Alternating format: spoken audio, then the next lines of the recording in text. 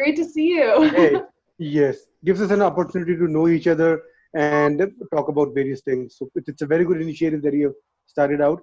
I'm really happy to be on the podcast I along like with you. that you kind of put the spin on it that you've primarily only had conversations like this when you're trying to get a job. And this is completely not a sales conversation, not an interview for No, employment. It's two people getting to know each other across the world. And for me, this is the value of networking, building up your network and that is learning about people. LinkedIn for me has been like an networking event. If you go into a networking event and only talk to the people you know, you have actually not made use of that event. You only make use of that event when you get on and talk to different people and build new relations. I know that you know multiple Yes, languages and you see the world from a perspective of 9 hours ahead of us. So you're in the future in a certain yes, sense. yes. And in fact, if I count my connections on LinkedIn, I'll have more connections across the globe than from India.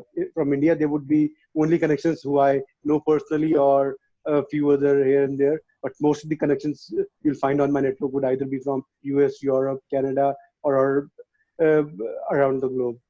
In I fact, love the reason that I got active on LinkedIn was predominantly because I was looking out to move outside of India. So I wanted to build a network and see how can I build upon the opportunity.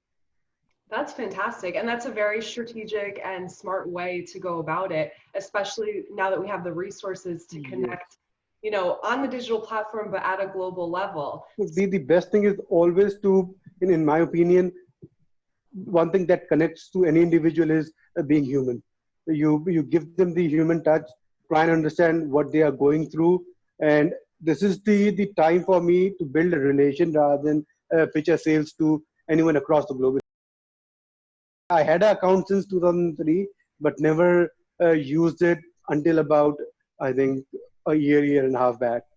So before Okay. that, it was only a job search tool for me. Nothing more than that. I hardly used it.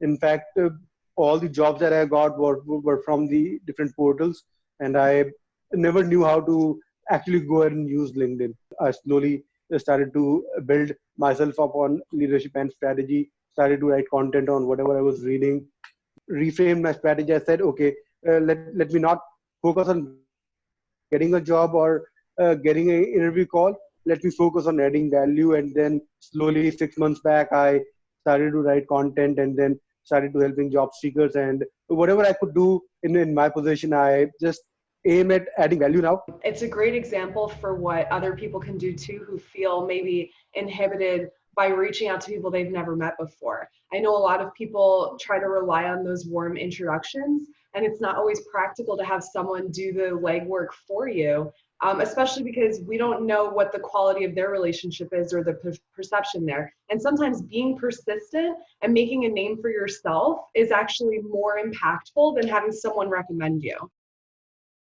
I have no particular way to come up with the content. I wake up in the morning, whatever has happened with me the previous day, I just juggle through the thoughts. If I've read something nice, I'll take that as the starting point and build a post around it. So it is almost dependent upon what is going on in my mind, what is the frame of mind I am in at that point in time, and then I just go ahead and write my thoughts out. I've seen people prepare a weekly or a monthly calendar wherein they put points that Monday I'll post about this, Tuesday I'll post about this. I'm not that kind of person who can bind myself to creating thoughts around that particular day.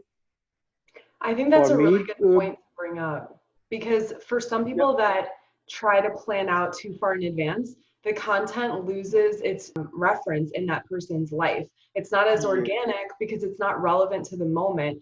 And all they've, managed to accomplish is to be able to have consistent content a month out.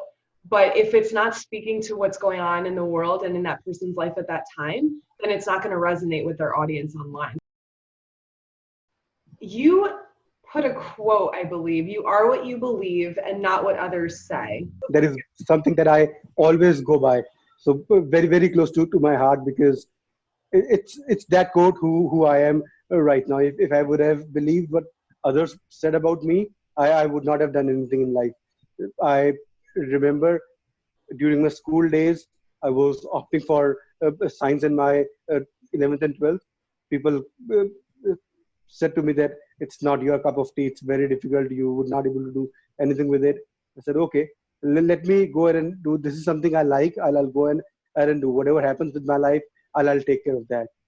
For me, being authentic on expressing who I am is the only way I'll build the right audience, whatever or whoever I connect with.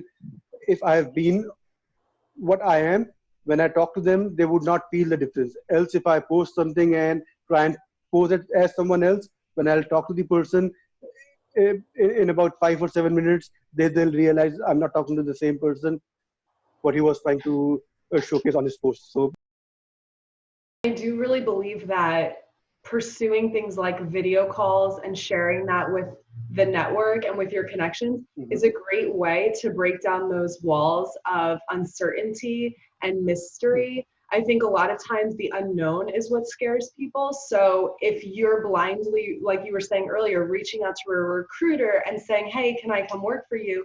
And all they know is that you're from India and you're in IT, but they don't know anything about who you are as a human being, yeah, they're not going to have a lot to go off on, especially if they're not familiar with your culture or your part of the world, because they have no frame of reference. So that's why doing something like this, where you can bring that clarity to the conversation, that's awesome. right. And also, when you reach out to a recruiter, it's not only me reaching. There would be a lot of people from India that reach out asking for jobs abroad.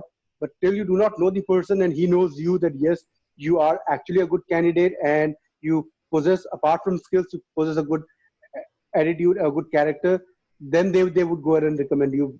Knowing only what is there on your LinkedIn profile, they'll have hundreds of such profiles coming across to him every day. So they're not bound to reply to each and every profile or every request that comes their way. It's very difficult to learn a new language if you're not practicing it. And on the European continent, for Absolutely. instance, they have those borders and they can just, practice each other's languages all the time. So it's much simpler. Mhm. How has that process been for you learning new languages in India? And why is it important that we all try to learn a new language? For me, the only reason I chose to learn French was as I told you, I was planning to move to Canada, and it's one of the official languages there in Canada. So I started learning it through an app. I had time, so I started investing about 15-20 minutes a day learning that language, and it's not that tough to learn that language if you use one of the app. It makes the things very easy, and I can make sentences if I have to make something out of English. Looking at dictionary, I would be able to frame a sentence in French. But to go beyond that, you need someone to talk to. Without that, Right, you would not be able to absolutely. get fluent.